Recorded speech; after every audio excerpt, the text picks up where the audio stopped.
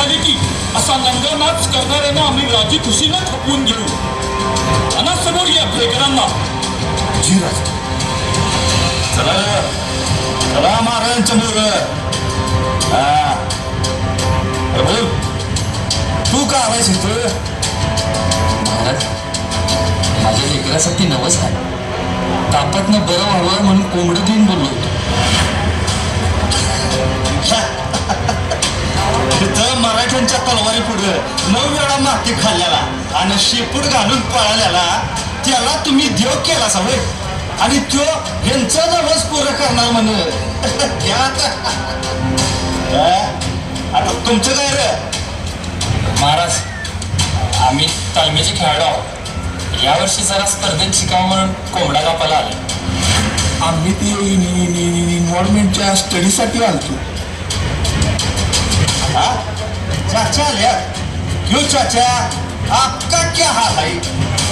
राजा जी, हमारा तो धंधा है इधर.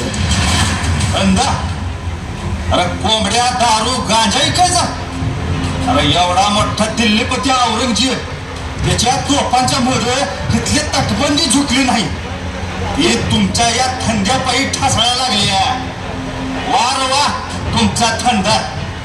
कधी काळी स्वराज्याची राजधानी असलेला युगड अरे आज उघडा करून ठेवलायचा तुम्ही.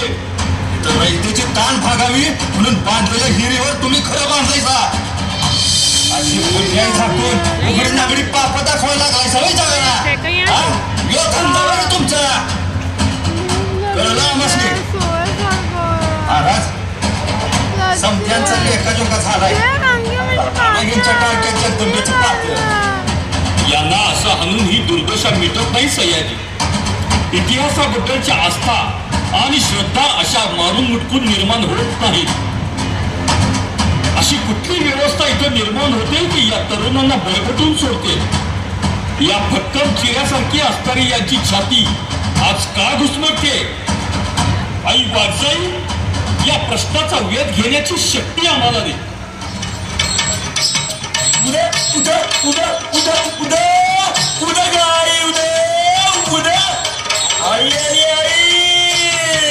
आई आली आमची आई. उद्या गाडी उद्या उद्या. बहिर्जी, मुजरालाच बहिर्जी अगदी योग्य वक्ताला आला सा. राज,